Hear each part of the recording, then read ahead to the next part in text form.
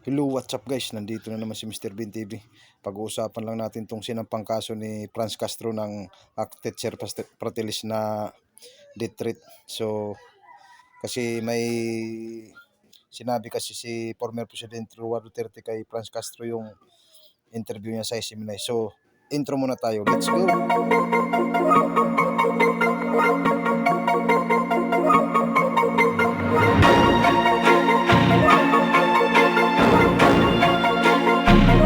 So, ayun nga, tuluyan ng sinampahan ng kasong death threat si former President Rodrigo Roa Duterte ng acted chair party list sa pangunguna ni Franz Castro. So ayun guys, yun ang pag-uusapan natin dahil sinampahan na talaga ng death threat si former President Rodrigo Roa Duterte ni acted chair party list Franz Castro. Nagpunta po ito kanina sa korte para sampahan si former President Rodrigo Roa Duterte ng death threat dahil sa pahayag ni former President Duterte sa SMNI News na may sinabi yata ang Pangulo kaya hindi nagustuhan ng acted chair representative Franz Castro.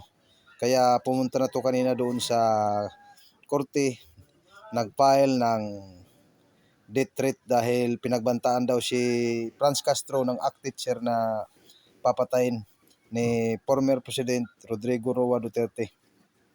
Umaksyon na talaga yung party list guys na makakaliwa. Ayan, bit-bit niya yung kaso na ipinail niya doon sa korte kanina.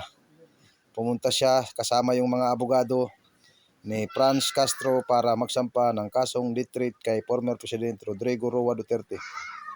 So guys, anong masasabi nyo dito sa ginagawang hakbang ng acted chair party list na nagsadya para talagang tuluyan ng sampahan si former President Rodrigo Roa Duterte guys? Kasi talagang tinitira ngayon sila guys, yung mag-ama guys na si Sara Duterte at saka si former President Rodrigo Roa Duterte guys.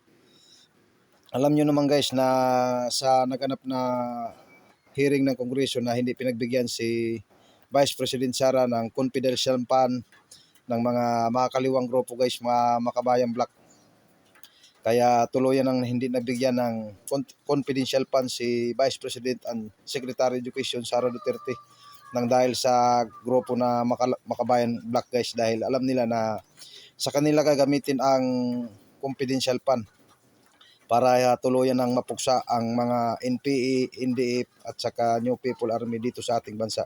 So anong masasabi nyo dito guys sa ginawang hakbang ni acted chair Franz Castro guys? So sa muli, hanggang dito na lang yung topic nating araw na to. Huwag kalimutan mag-subscribe, hit ang notification bell para lagi kayong updated sa mga bagong uploads ng video na katulad nitong balita.